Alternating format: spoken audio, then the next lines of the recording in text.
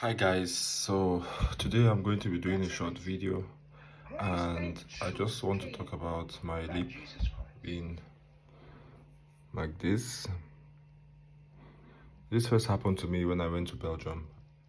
It didn't happen this bad, but it was my first time in Europe and I observed for some reason that my lips started tasting weird. Suddenly it started like peeling.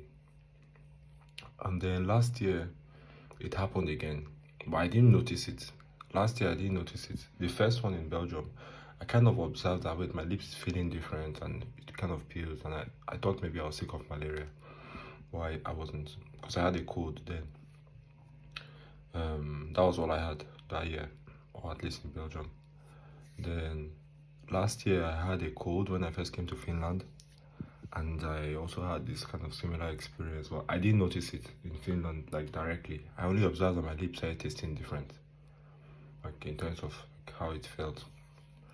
And so looking back now is when I realized that, oh, that was actually the same, but it wasn't this bad. I couldn't see it as much.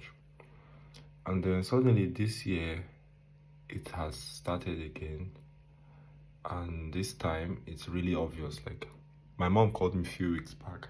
I was saying, like, Michael, what happened to your lip? Why is your lip turning pink? Please be wearing sweat. Why is your lip turning pink? Oh, Michael, your lip is turning pink. Oh, what is happening? Are you fine? Is everything all right? Because the bottom of my lip peeled. It started with the bottom lip. As you can see it. You notice that it's lighter in color than the top part.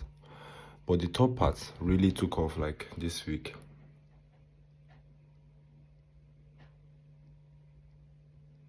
So what is actually happening is that the dark layer of the lip is falling off, and then it's building a new layer outside the lip. So I think it's a sign I'll get married soon. I think.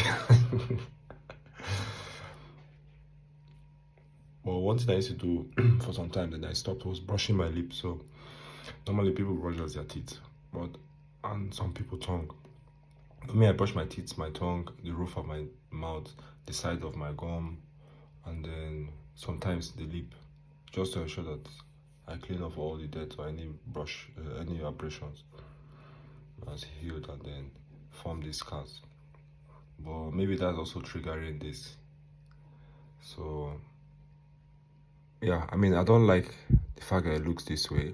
I've been using castor oil as well. Oh yeah, maybe it's the castor oil that might have triggered it too. But I started using castor oil on the lip, and I noticed it's more healthier. It looks more supple. But sadly now I haven't used it for some days normally, and then it's really peeling off.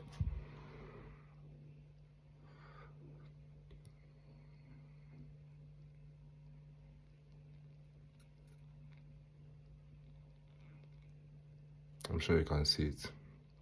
But anyways, that's the video. So if you're coming to Europe, expect this to happen as well, in a way, I would say, because in Nigeria it's very warm, it's very humid, it's not cold and dry. But here it sometimes can get very cold, and sometimes it can be cold and dry, not so humid, and this could possibly happen. Thankfully I don't have any skin allergies, so skin reactions, so my skin is perfectly fine. But this is the only thing that has happened. So watch out for this when you're coming. Take castor oil. I prefer castor oil or some natural oil than using these artificial lip balms, because there's a likelihood that you swallow them, or your tongue takes them into your body, and then that can be a health hazard with cancer and all these kind of things. Just like people wear wigs, and that affects the head, and I've heard it's creating increase in cancer in the US.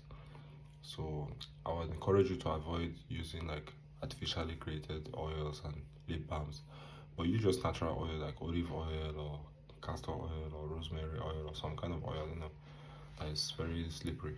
Just a little bit of it, as much as you can every time. And that's pretty much the natural remedy I would give. But yeah, that's too big. But yeah, have fun, and see you guys in the next video. This is from Finland, actually. I forgot to mention this is in Finland. So tell me what you guys want to ask, what you want to know about Finland and everyday life in Finland, and I'll talk about it in my next video. Bye.